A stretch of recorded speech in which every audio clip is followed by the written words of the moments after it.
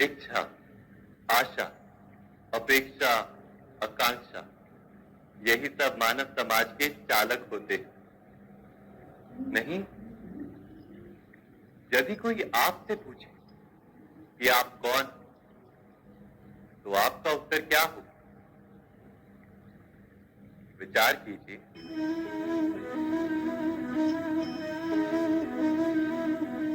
आप तुरंत ही ये जान पाएंगे कि आपकी इच्छाएं ही आपके जीवन की व्याख्या है। कुछ पाने से मिली सफलता, कुछ ना पाने से मिली निष्फलता ही आपका परिचय।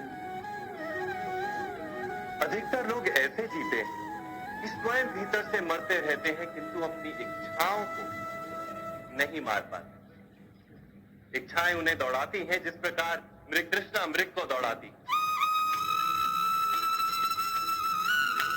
परंतु इन्हीं इच्छाओं के गर्भ में ही ज्ञान का प्रकाश भी।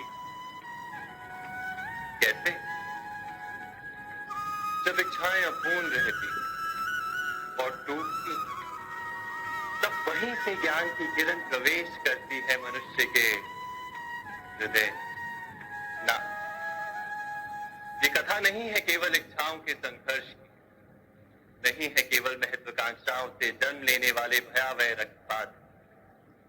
ये कथा है इच्छाओं के गर्भ से उदित होते हुए ज्ञान।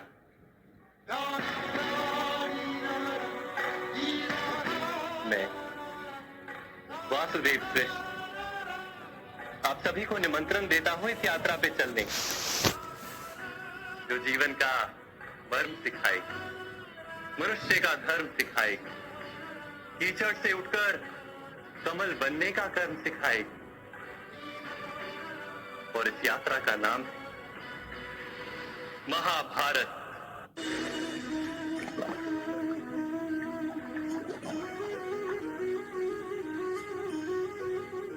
इस संसार में आने वाला प्रत्येक बालक संपूर्णतः संस्कार रहित होता है। उसके अंतर पर ना किसी अच्छे संस्कार के चिन्ह अंकित होते हैं, ना ही बुरे संस्कार के। अर्थात जन्म से बालक में ना कोई गुण होता है और ना ही कोई दोष। तो ये दोष अथवा गुण किस प्रकार प्राप्त होते हैं? क्या हमने कभी विचार किया है? जो बात माता पिता के मुख से निरंतर सुनी जाती है, वही बात उनकी संतानों के हृदय का संस्कार बनती है। जैसे किसी गांव में नदी तट तक एक पगडंडी बन जाती है केवल उस मार्ग पर बार बार चलने के कारण।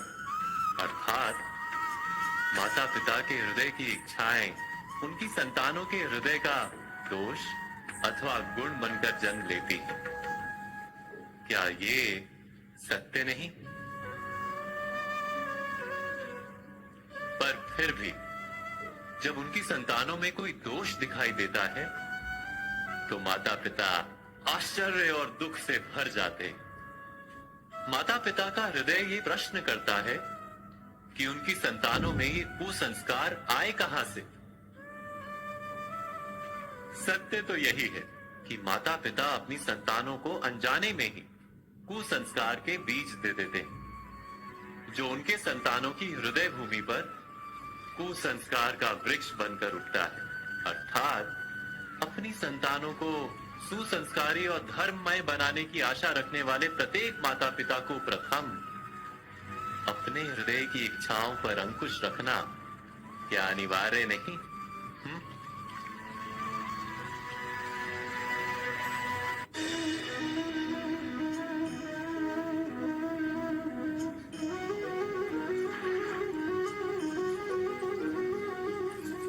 पिता सदा ही अपने संतान के सुख की कामना करते, उनके भविष्य की चिंता करते रहते। इसी कारणवश सदा ही अपने संतानों के भविष्य का मार्ग स्वयं निश्चित करने का प्रयत्न करते रहते। जिस मार्ग पर पिता स्वयं चला है, जिस मार्ग के कंकर पत्थर को स्वयं देखा है, मार्ग की छाया, मार्ग की धूप को स्वयं जाना है, उसी मार्ग पर उसका पुत्र भी चले, यही इच्छा रहती है हर पिता की। निसंदेह उत्तम भावना है ये। किंतु 3 प्रश्नों के ऊपर विचार करना हम भूल ही जाते हैं। कौन से प्रश्न? प्रथम प्रश्न, क्या समय के साथ प्रत्येक मार्ग बदल नहीं जाते? क्या समय सदा ही नई चुनौतियों को लेकर नहीं आता? तो फिर बीते हुए समय के अनुभव नई पीढ़ी को किस प्रकार लाभ दे सकते हैं? दूसरा प्रश्न, क्या प्रत्येक संतान अपने माता पिता की छवि होता है? हाँ, संतानों को संस्कार तो अवश्य माता पिता देते हैं, किंतु भीतर की क्षमता तो ईश्वर देते हैं। तो जिस मार्ग पर पिता को सफलता मिली है, विश्वास है कि उसी मार्ग पर उसकी संतानों को भी सफलता और सुख प्राप्त होगा। तीसरा प्रश्न, क्या जीवन के संघर्ष और चुनौतियां लाभकारी नहीं होती? क्या प्रत्येक नया प्रश्न एक नए उत्तर का द्वार नहीं खोलता? तो फिर संतानों को नए नए प्रश्नों, संघर्षों और चुनौतियों से दूर रखना, ये उनके लिए लाभ करना कहलाएगा या हानि पहुंचाना? अर्थात जिस प्रकार संतान के भविष्य का निर्माण करने के बदले उसके चरित्र का निर्माण करना श्रेष्ठ है, वैसे ही संतानों के जीवन का मार्ग निश्चित करने के बदले उन्हें नए संघर्षों के साथ जूझने के लिए मनोबल व ज्ञान देना अधिक लाभदायक नहीं होगा? स्वयं विचार कीजिए।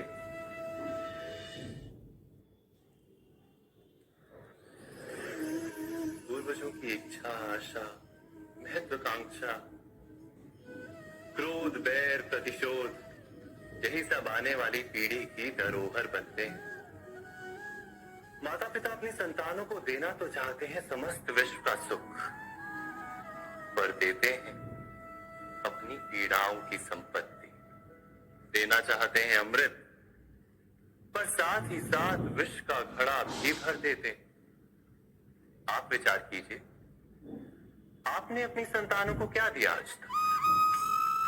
अवश्य प्रेम, ज्ञान, संपत्ति आदि दिए, पर क्या साथ ही साथ उनके मन को मैल से भर देने वाले पूर्व ग्रह नहीं दिए? अच्छे बुरे की पूर्व निर्धारित व्याख्याएं नहीं दी? व्यक्ति का व्यक्ति के साथ, समाजों का समाजों के साथ, राष्ट्र का राष्ट्र के साथ संघर्ष क्या इन्हीं पूर्व ग्रहों से निर्मित नहीं होते? हत्या, मृत्यु, रक्तपात क्या इन्हीं पूर्व ग्रहों से नहीं जन्मते?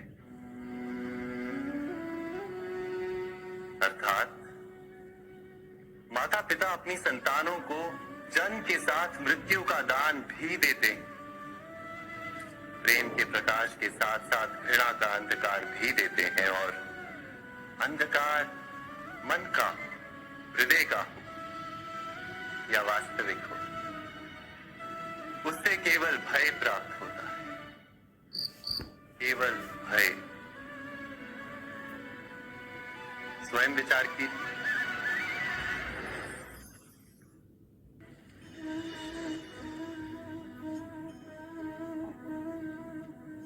मनुष्य का स्वभाव है कि वो स्वयं को, अपने परिवार को, अपनी संतानों को अधिकतम सुख प्राप्त हो ऐसी इच्छा रखता है। इसी कारण से हम सदा श्रम और कष्ट से अंतर रखते हैं, विश्राम और सुविधाओं को बढ़ाने का प्रयास करते हैं। स्वयं अपने जीवन का विचार कीजिए, क्या ये सत्य नहीं कि हम अपनी संतानों के लिए सदा ही विश्राम और सुविधा का आयोजन करते हैं? पर क्या कभी सोचा है केवल विश्राम से क्या लाभ प्राप्त होता है? केवल सुख और सुविधा जिन्हें प्राप्त हो, उनका जीवन कैसा होता है? शरीर जब श्रम करता है तो अधिक स्वस्थ बनता है, बुद्धि भी जब कठिन चुनौतियों का सामना करती है तो अधिक तेजस्वी बनती है। ये हम सबका अनुभव है, पर हम शायद ये भूल जाते हैं कि मन और आत्मा को जब कठिनाइयां प्राप्त होती हैं, तब वे भी अधिक बलवान होती हैं। अर्थात जब भी हम अपनी संतानों को श्रम और दुख से दूर रखने का प्रयास करते हैं, क्या वास्तव में उनके सुख का मार्ग बंद नहीं कर देते। स्वयं विचार कीजिए।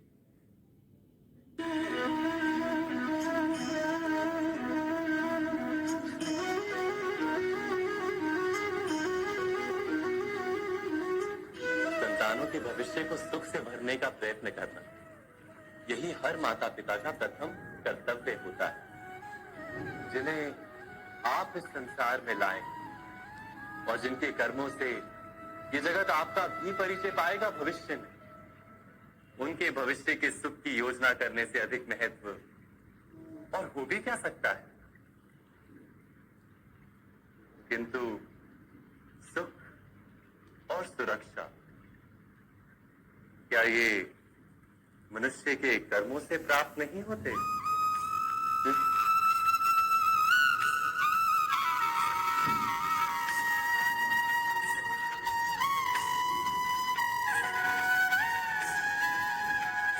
माता पिता के दिए हुए अच्छे या बुरे संस्कार, उनकी दी हुई योग्य अथवा अयोग्य शिक्षा, क्या आज के सारे कर्मों का मूल नहीं?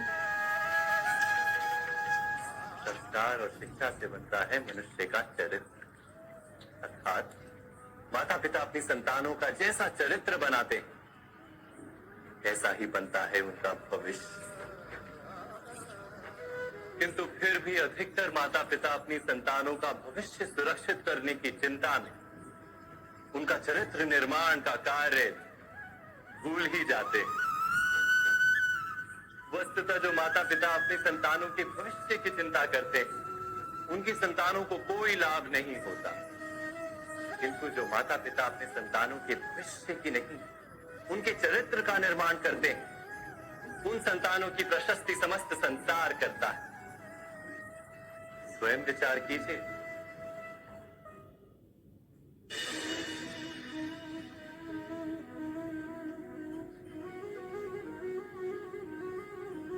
एक ही गुरु के पास शिक्षा प्राप्त करने वाले सारे शिष्य एक समान विद्या प्राप्त नहीं कर पाते। सारे शिष्य गुरु की बातें सुनते हुए अवश्य दिखाई देते हैं, उनकी पूजा करते हुए दिखाई देते हैं, किंतु एक समान विद्या प्राप्त नहीं कर पाते। क्या कभी विचार किया है ऐसा क्यों होता है? सत्य तो ये है कि विद्या प्राप्त ना कर पाने वाले शिष्य समर्पण का दिखावा तो करते हैं, किंतु समर्पण का वास्तविक अर्थ नहीं समझ पाते। गुरु के चरणों में फूल चढ़ाने अथवा गुरु का आदेश मानने मात्र से क्या समर्पण सिद्ध होता है? नहीं। समर्पण का वास्तविक अर्थ है जब गुरु के प्रति मन में कोई संदेह ना रहे, गुरु के मुख से आदेश निकले उससे पूर्व शिष्य उस कार्य को पूरा कर, गुरु के विचारों के साथ शिष्य के विचार एक हो जाए। शिष्य जब तक अपने गुरु में ब्रह्मा विष्णु महेश इनके रूप ना देखे, तब तक उसका समर्पण सत्य नहीं। वास्तव में समर्पण किसी कार्य का नाम नहीं, समर्पण तो हृदय की भावना और मन की स्थिति का नाम है। अर्थात हमारे अज्ञान में क्या दोष केवल हमारे मन का नहीं? स्वयं विचार कीजिए।